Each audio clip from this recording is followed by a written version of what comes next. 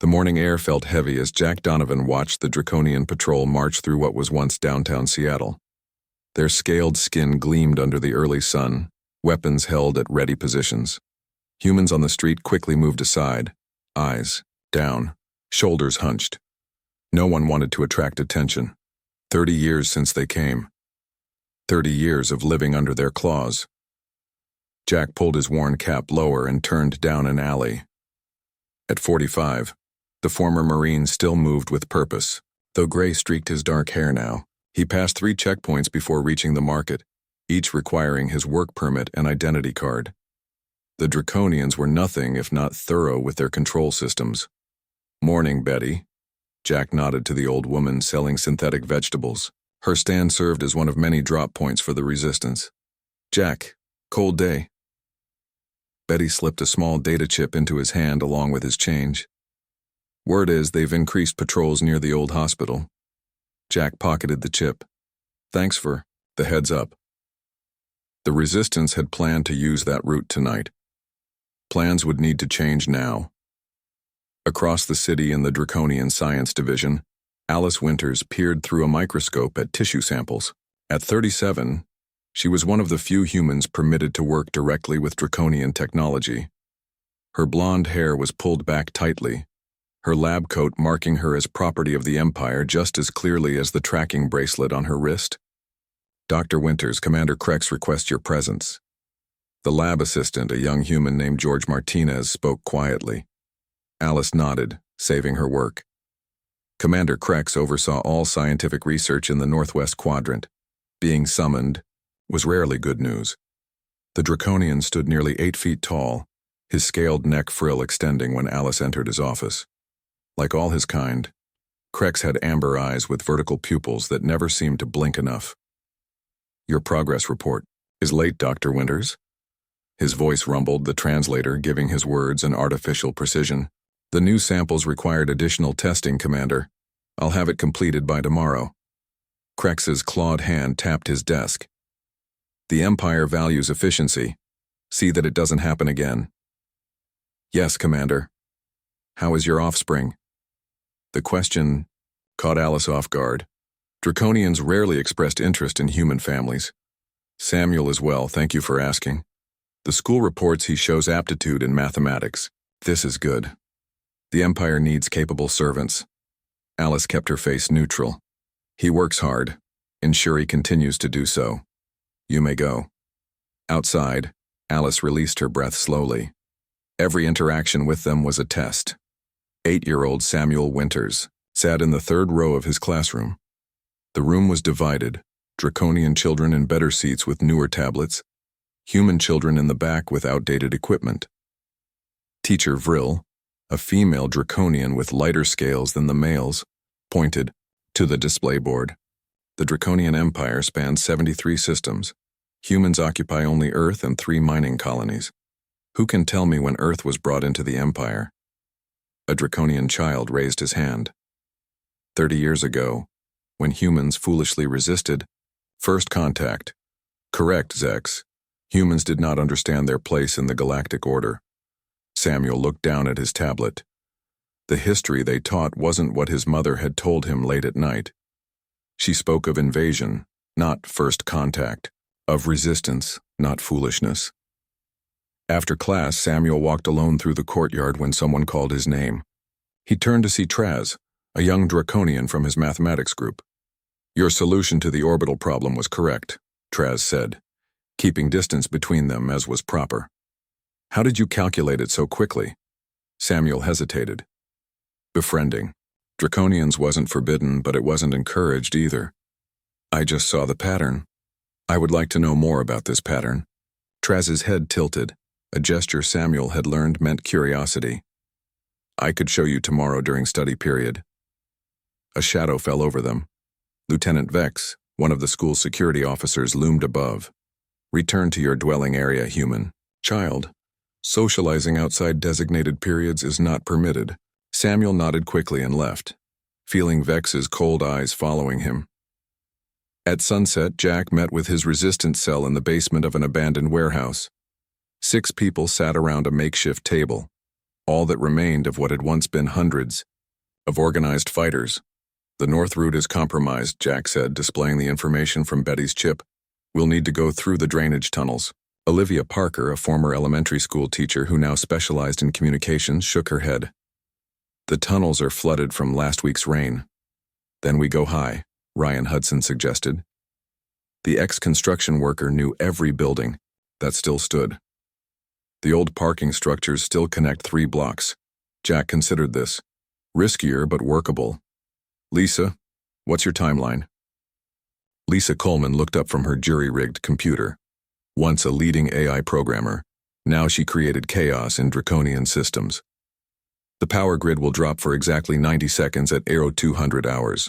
Not long enough for backup systems to fully engage. That's our window, Jack confirmed. We get in, secure the medical supplies, and get out. The resistance had learned to be precise. No grand battles. Those had been lost decades ago.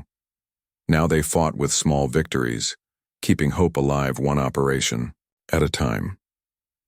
That night, Alice tucked Samuel into bed in their small apartment. The living space was larger than most humans received, a privilege of her position that came with constant surveillance. Mom, why do they hate us? Samuel asked quietly. Alice sat on the edge of his bed. They don't hate us exactly. They just don't see us as equals. Teacher Vril said humans are naturally suited to follow, not lead. Alice chose her words carefully, aware of the listening devices. Different species have different perspectives. What matters is that you learn everything you can. Traz talked to me today. Lieutenant Vex didn't like it. Alice tensed. Lieutenant Vex had a reputation for cruelty, especially toward children, who didn't know their place. Be careful around Officer Vex. Some find it hard to accept when humans and draconians interact as equals. Samuel nodded, his eyes serious beyond his years. I'm careful, Mom. I promise. After Samuel fell asleep, Alice removed a panel near the bathroom sink, one of the few blind spots in their surveillance. From the hidden compartment, she took out a small transmitter and sent a coded message to Jack. The message was simple. Medical research completed, results promising.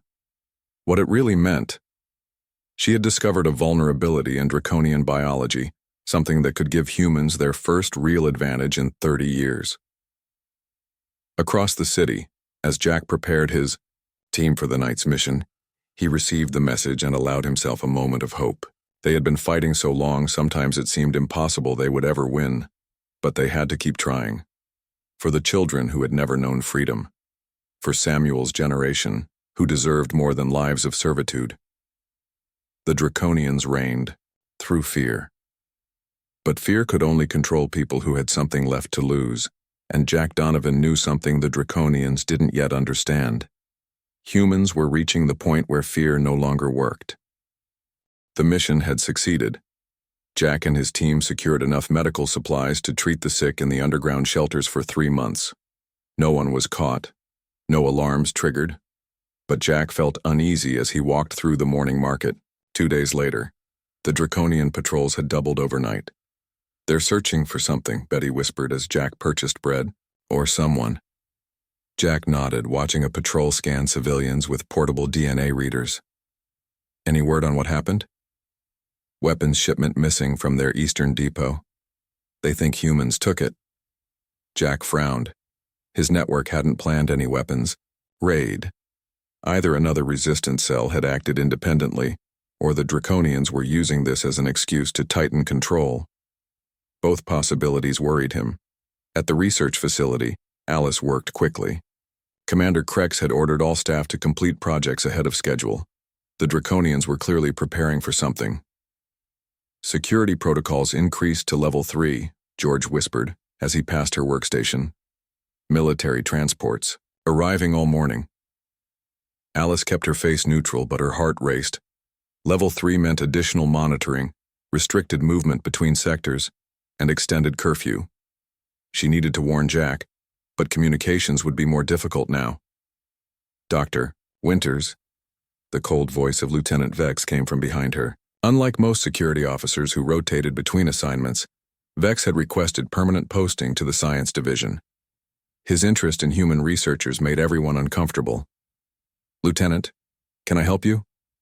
Alice turned, keeping her hands visible on her workstation. "Your access card shows entry to Section 7 yesterday. That area is restricted to biological warfare research. Commander Krex authorized my access to retrieve comparison samples." Alice kept her voice steady. "You can verify with him." Vex stepped closer, his vertical pupils narrowing. "I find humans in unauthorized areas concerning, especially humans with offspring who ask too many questions." The threat was clear. Alice felt cold fear grip her spine but kept her expression neutral. "I follow all protocols, Lieutenant. See that you continue to do so." Vex turned to leave but stopped. "Perhaps I should visit your son's school. Ensure he is receiving proper education on respect for authority." After he left, Alice's hands trembled so badly she had to stop working. She needed to get word to Samuel's teacher to watch over him. At school, Samuel sat in mathematics class. Teacher Vril had paired students for problem solving, and despite murmurs of disapproval from other Draconians, she had matched Samuel with Traz. "The orbit calculation is similar to what you showed me," Traz said quietly as they worked. "But this variable changes the outcome." Samuel nodded. "We need to account for gravitational pull from both moons." Their work was interrupted when the classroom door opened. Lieutenant Vex entered, causing immediate silence among the students. Teacher Vril's neck frill flattened in surprise. "Lieutenant, we are in session. Security inspection." Vex walked between the desks, stopping at Samuel's. "Interesting pairing, Teacher Vril. A human working directly with a Draconian youth." "They are top students," she replied carefully. Vex leaned down, examining their work. "Tell me, human child, who taught you these calculation methods? They appear advanced for your kind." Samuel looked at his tablet. "Teacher Vril showed us the formulas. Did your mother provide additional training? Dr. Winters has access to restricted educational materials." "No, sir." Vex's hand moved to Samuel's tablet, claws clicking against the screen as he reviewed their work. "You will report to my office after school hours for additional questioning." Traz suddenly spoke up. "The human is simply following my instructions. Lieutenant, I am leading this project as is proper." Vex's frill extended in surprise at being challenged by a Draconian child. He straightened up. "Very well. Continue your work." After school, Olivia Parker, Samuel's human teacher for Earth history, intercepted him in the corridor. "Samuel, I need your help organizing books in my classroom." Samuel understood this was protection from Vex's ordered meeting. He followed her quickly. "Your mother sent word," Olivia whispered once they were alone. "You'll stay with me until she arrives. Lieutenant Vex has been watching your family." Samuel nodded solemnly. "Because Mom works in the science division?" Olivia gave a tight smile. "Let's focus on these books." An hour later, Alice arrived, her face tense but relieved to see Samuel safe. She thanked Olivia with a meaningful look that conveyed deeper gratitude for her resistance connections. "We have a field trip tomorrow," Samuel said as they walked home under the watchful eyes of street cameras. "To the old space museum." Alice squeezed his hand. "That sounds educational. Traz said Draconians have visited over 300 star systems. Is that true?" "Probably. They've been space travelers much longer than humans. Will humans ever travel to stars again?" Alice chose her words carefully for the listening devices. "If we work hard and prove our value, perhaps the Empire will allow it someday." What she couldn't say, Jack's team had discovered old Earth ships hidden beneath the destroyed spaceport. Hope existed, but not the kind they could speak of. The next day brought news of new restrictions. Any gathering of more than 5 humans required Draconian supervision. Food rations were reduced by 15%, labeled as resource conservation. Jack met with Olivia in the back room of what had once been a bookstore. They're preparing for something big. Military transports, increased patrols, resource controls. Olivia handed him a datapad. 2 more resistance cells raided in the Eastern District. They're cracking down hard. We need to warn Alice. Her position is already precarious with Vex, watching her. There's a protest forming at Central Plaza, Olivia said. People are hungry and angry about the new rations. It's going to get ugly. Jack checked his watch. And today's the children's field trip to the museum, near Central Plaza. I'll contact their teacher. They should return to the school immediately. But the warning came too late. By the time it reached the teacher, the student group was already approaching the museum when shouts erupted from the plaza. Draconian security forces moved in to disperse the human protesters who had gathered despite the new restrictions. The teacher hurried the children along, trying to reach the museum entrance before the situation escalated. In the confusion, Samuel noticed Traz lagging behind, distracted by the commotion. "Traz, we need to stay with the group," Samuel called, turning back. Suddenly, the crowd surged as security forces used sonic weapons to disperse protesters. The painful sound drove people into a panic. The students were separated by the fleeing crowd. Samuel found himself pushed away from the museum entrance, desperately looking for his classmates. When the crowd thinned, he saw Lieutenant Vex standing nearby, scanning faces with a recognition device. Vex spotted Samuel and his expression changed. He approached slowly, deliberately, as Samuel backed away. "Unauthorized presence in a security zone," Vex said, his voice carrying no emotion. "I was with my class," Samuel explained. "The field trip to the museum. We got separated." Vex raised his weapon. "Humans in restricted areas during civil unrest are classified as insurgents.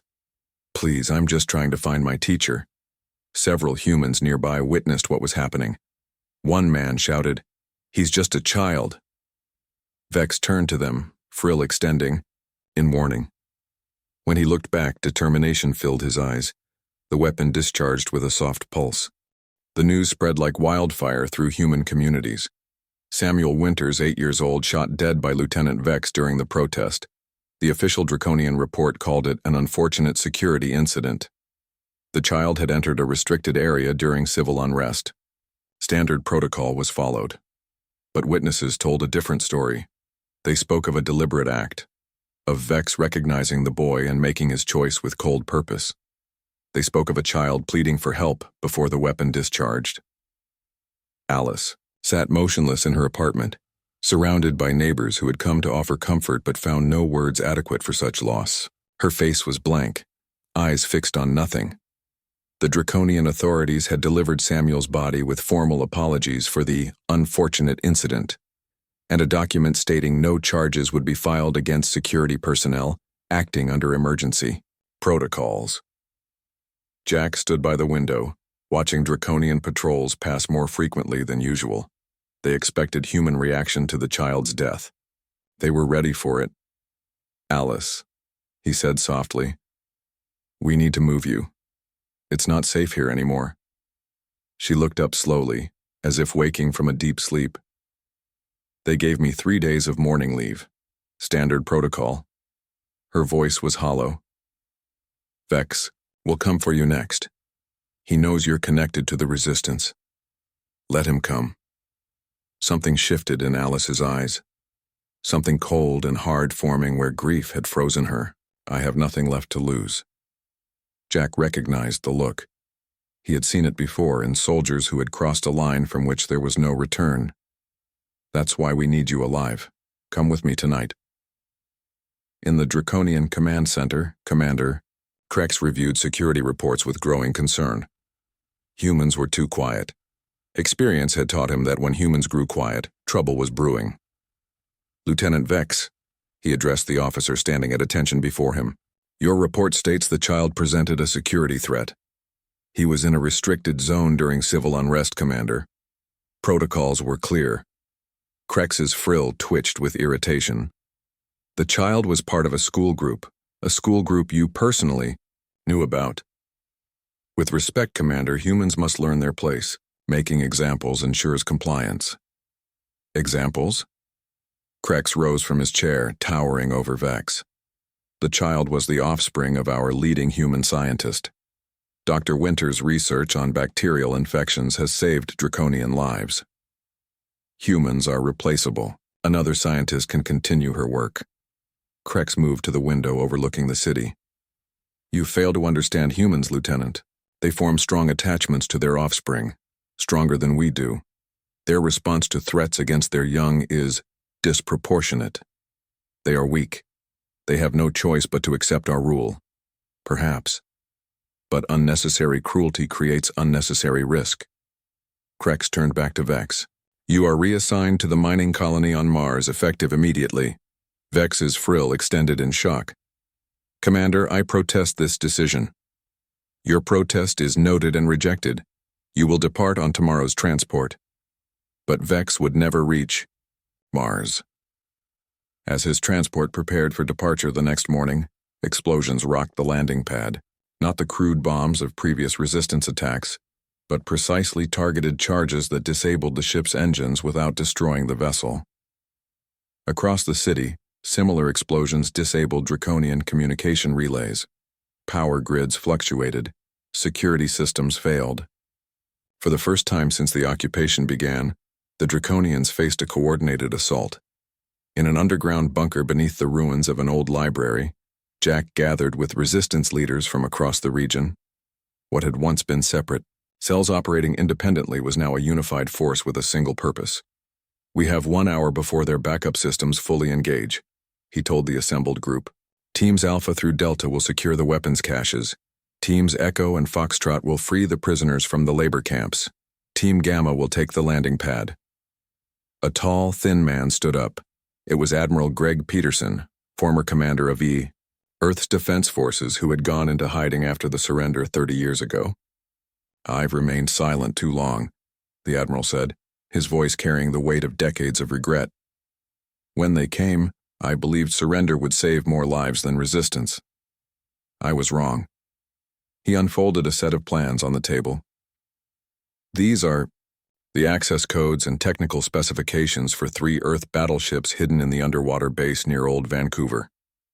The Draconians never found them. The room fell silent. Battleships meant taking the fight beyond Earth. It meant hope they hadn't dared hold for decades. In another part of the complex, Alice worked with Dr. Susan Mitchell, analyzing the biological data she had smuggled out of the research facility. Their immune system can't adapt to rapidly mutating microorganisms, Alice explained, her clinical tone betraying none of the rage that drove her now. It's why they're so careful about decontamination, why they avoid direct contact with humans when possible. Susan studied the data. So the bacterial strain you identified can be modified to target their specific biology without affecting humans or Earth animals. It won't kill them, but it will incapacitate their forces for weeks. Enough time to secure their weapons and ships. Alice nodded. Enough time to make them understand that killing our children has consequences. On the other side of the city, Olivia Parker led a team into the school where Samuel had studied. The human teachers had been organizing in secret for years, identifying draconian youth who might one day become allies. Traz waited in an empty classroom, nervous but determined. My father says humans are becoming dangerous. Many families are leaving Earth. And what do you believe? Olivia asked. I believe Lieutenant Vex murdered my friend. I believe this was wrong. The young draconian's frill trembled with emotion, rarely displayed by his kind. I want to help. We don't seek revenge against your people, only justice and freedom, Olivia said. We need information on troop movements and security protocols. Traz produced a data chip. My father's security clearance. It will give you access to the command network for 6 hours before the system detects the breach. As night fell, the first phase of the plan began. Lisa Coleman, working from a hidden terminal, activated the virus she had spent years planting in draconian systems. Security doors throughout the city opened. Communication between draconian units cut off. Emergency lighting cast an eerie red glow across the streets. Jack led his team through suddenly unguarded checkpoints toward the main detention center. They moved with military precision, their faces grim with purpose. In the draconian command center, chaos reigned. Commander Krex shouted orders that couldn't be transmitted to his forces. Reports of attacks flooded in from across the globe. This is impossible, a junior officer said. How could humans coordinate on this scale without detection? Because we believed what we wanted to believe, Krex replied. That they were broken, that fear would keep them docile. He turned to his communications officer. Send word to the fleet, tell them. He paused, realizing the truth that had been hidden in plain sight. Humans had been planning this for years, waiting for the moment when their fractured resistance would find a common cause to rally behind. The murder of a child had given them that cause. A line had been crossed, and the Draconians were about to learn what happened when humans were pushed beyond fear into rage. Tell them, Krex continued quietly, that we gravely miscalculated. Dawn broke over a city transformed. The streets that had been under strict Draconian control for 30 years now saw humans moving freely, armed with weapons taken from fallen patrols. The resistance that had operated in shadows now fought in. The Open Jack led a team of 50 fighters toward the main detention center. They moved quickly through streets littered with abandoned Draconian equipment. The alien rulers had never expected such a coordinated attack and were falling back to defensive positions around key facilities. Command Center reports all sectors east of the river are under human control, Ryan reported through their newly established communication network. Labor camps have been liberated. Jack nodded grimly. And Vex?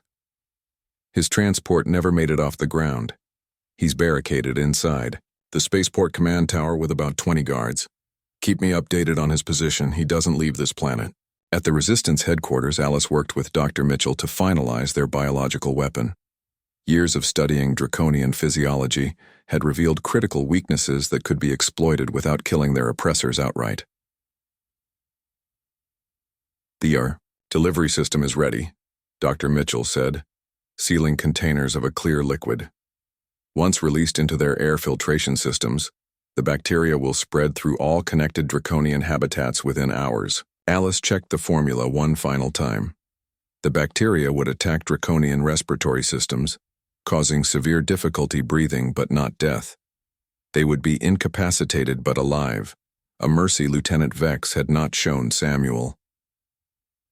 Begin distribution. To all strike teams, Alice ordered. Priority targets are military barracks and command centers. In orbit above Earth, the Draconian fleet received increasingly desperate communications from ground forces. High Commander Zorth, newly arrived from the Empire's capital with reinforcements, struggled to understand the situation. How could primitive humans coordinate an attack of this magnitude? He demanded of his subordinates. Where did they acquire advanced weapons? Reports indicate they've been stockpiling and modifying our technology for years, his intelligence officer replied. And they've activated ships we thought were destroyed during the initial invasion. Zorth's frill extended in alarm. Impossible. All human military vessels were accounted for. Apparently not, Commander.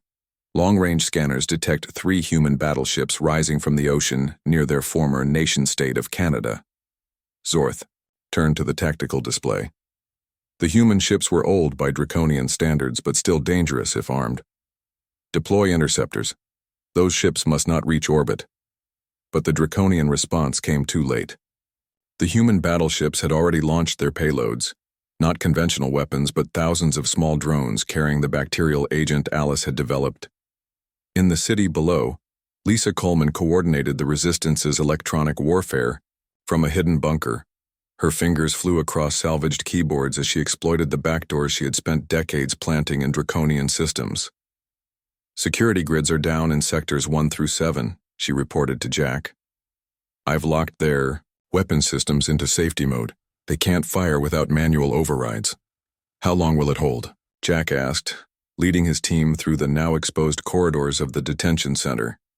2 hours, maybe 3, before their technicians bypass my blocks. That's all we need.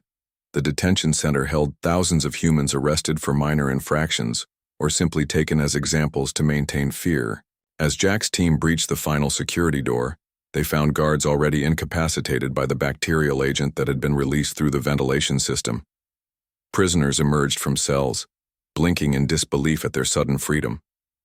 Among them was William Bennett, a diplomat who had once negotiated with the Draconians and been imprisoned for advocating human rights. Jack Donovan, Bennett said hoarsely. We heard rumors about the resistance, but many had lost hope. Hope is all we've had for 30 years, Jack replied, handing him a weapon. Now we have a chance at something more. Across the globe, the pattern repeated. Human resistance cells emerged simultaneously, targeting draconian strongholds with precise coordination. What the aliens had believed to be scattered, disorganized groups revealed themselves as a single network that had been planning this day for decades. At the Draconian Command Center, Commander Krex fought to breathe as the bacterial agent infiltrated the building. Around him, officers collapsed at their stations, their respiratory systems failing under the attack. Evacuate. To the ships, he gasped to his remaining guards. Earth is lost. A communication screen activated, showing Alice Winter's face. Her eyes held no triumph, only cold determination. Commander Krex, she said calmly, you are experiencing the effects of a bacterial agent specifically designed for draconian biology. It will not kill you, but you will remain incapacitated for approximately 3 weeks. Krex struggled to speak. Why? Keep us alive? Because we are not like you. We don't murder children to maintain control. Alice's voice remained steady, but her eyes burned. The agent has been deployed to all draconian facilities on Earth and your orbiting ships. Your forces have 2 choices: surrender or evacuation. In the spaceport tower, Lieutenant Vex watched with growing horror as draconian ships frantically launched, abandoning their ground forces. His guards lay incapacitated around him, victims of the same agent affecting all draconians. The door to the command room opened. Jack Donovan entered, followed by Alice Winters. Lieutenant Vex, Jack said. You're the only draconian officer still capable of movement. Your genetic modifications for Earth's atmosphere seem to provide some resistance to our bacterial agent. Vex backed against the window. You cannot win. The Empire will send more ships, more troops. Perhaps, Alice said, stepping forward. But first they will hear what happened here. How the mighty draconian empire was brought to its knees in a single day because one officer murdered a child. A human child, Vex snarled. Insignificant. Alice's voice remained terrifyingly calm. My son had a name. Samuel Winters. He was 8 years old. He loved space and mathematics. He befriended a draconian child because he didn't yet understand. Hatred. You saw his face when you killed him. You knew who he was. The Empire does not punish officers for following security protocols. We are not the Empire, Jack said, raising his weapon, and we have our own protocols for those who murder children. In orbit, High Commander Zorth watched in disbelief as his mighty fleet scattered, ships desperately jumping to hyperspace as their crews succumbed to the bacterial agent. The 3 human battleships now controlled Earth orbit, and something even more alarming was happening. Commander, his sensor officer wheezed, fighting for breath. We're detecting transmissions from other conquered worlds. The human example is spreading. On 12 planets across the Draconian Empire, subjugated species who had watched and learned from the human resistance were rising up. 30 years of oppression had created not submission, but a network of shared knowledge, shared tactics, and shared determination. As his consciousness faded, Zorth realized the terrible truth. By ruling through fear, they had created something far more dangerous than rebellion. They had created unity among their enemies. 1 month after the uprising began, Earth looked different. Draconian structures still dominated the skyline, but human flags now flew from their tops. The streets bustled with activity as people moved freely for the first time in 30 years. The fear that had ruled their lives was gone. In what had once been the Draconian Command Center, now repurposed as the Human Recovery Headquarters, Jack sat at a conference table with leaders from around the world. Maps displayed on screens showed green zones covering most of Earth, with only a few yellow areas where Draconian holdouts remained. The last resistance in the Australian sector surrendered this morning, Admiral Peterson reported. Earth is now fully under human control. A cheer went up around the table, but Jack remained focused. And our orbital status? Captain Victoria Hayes, commander of the recovered battleship Northern Star, stood up. We've secured all Draconian satellites and defense platforms. Their remaining ships withdrew to the outer system 3 days ago. They're regrouping, Jack cautioned. The Empire won't accept defeat easily. Let them come, Hayes replied. We're not the same humans they conquered 30 years ago. Every day more ships rise from hidden locations. More weapons come online. Alice entered the room, looking tired but determined. The past month had aged her, grief etching permanent lines around her eyes. But she moved with purpose. Her role as head of biological defense giving her new focus. The bacterial agent has run its course, she announced. Captured Draconians are recovering, though they remain weakened. Medical teams are monitoring their condition. William Bennett, now serving as diplomatic coordinator, looked up from his notes. How many prisoners do we hold? Just over 3,000, Alice replied. Mostly military personnel who couldn't evacuate and civilian administrators. And Lieutenant Vex? Jack asked quietly. The room fell silent. Everyone knew what Vex had done, how his action had ignited the spark that burned down the Draconian occupation.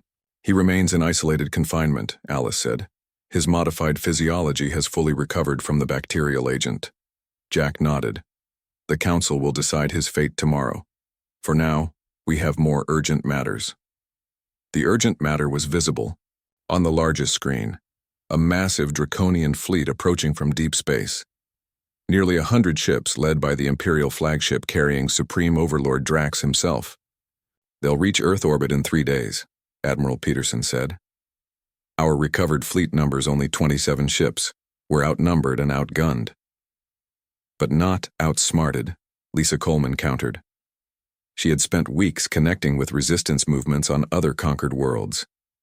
The Centauri colonies have risen up. The Proxima mining facilities are under worker control. The supply lines for the Draconian fleet are collapsing across 12 systems.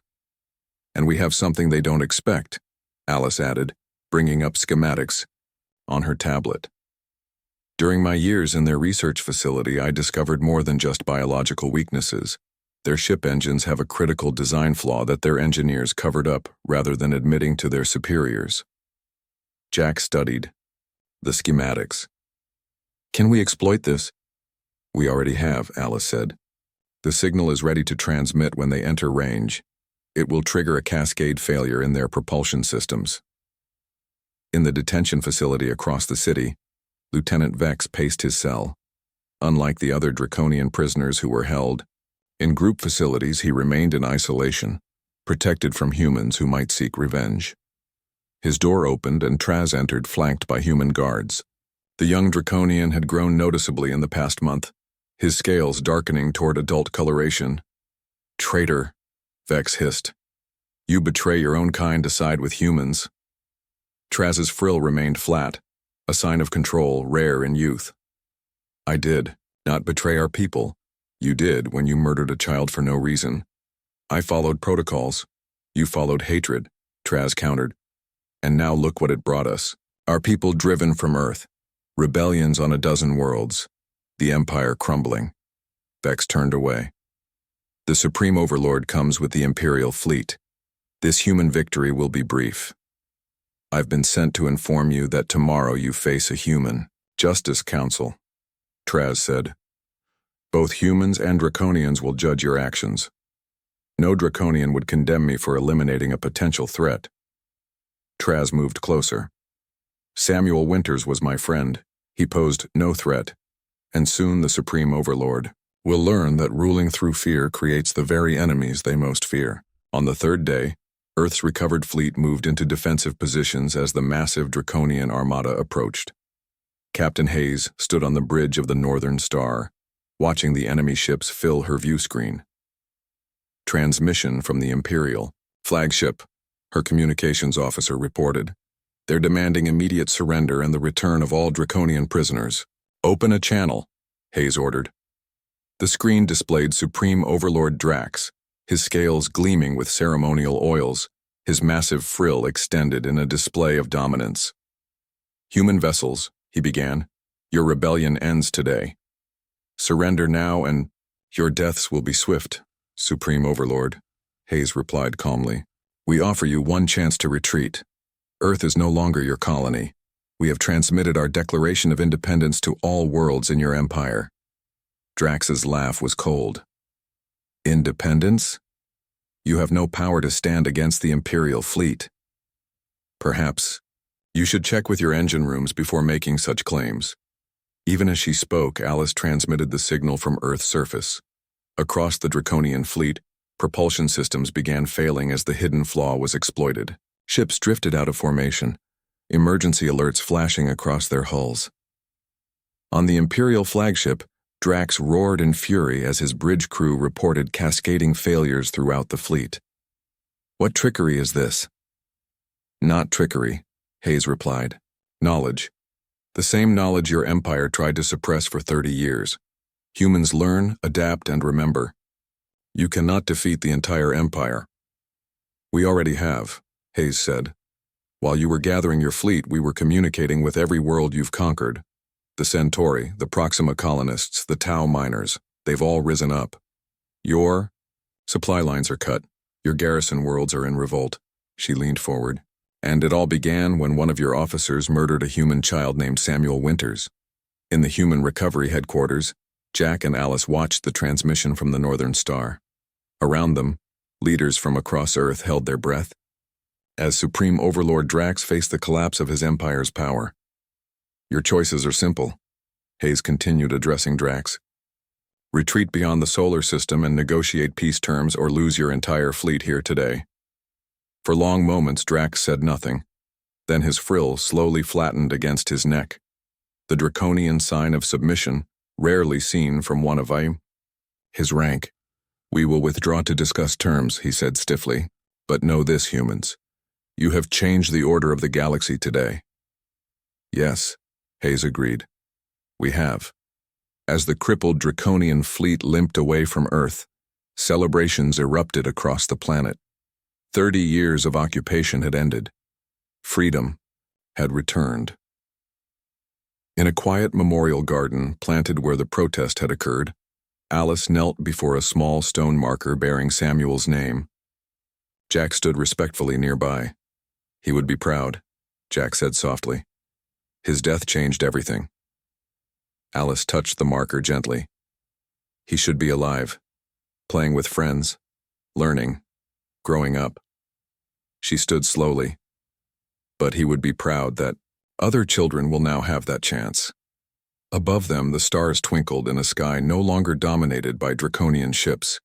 Humanity had reclaimed its home, and across the galaxy, the message spread. Those who rule through fear should fear the consequences when that fear is finally overcome.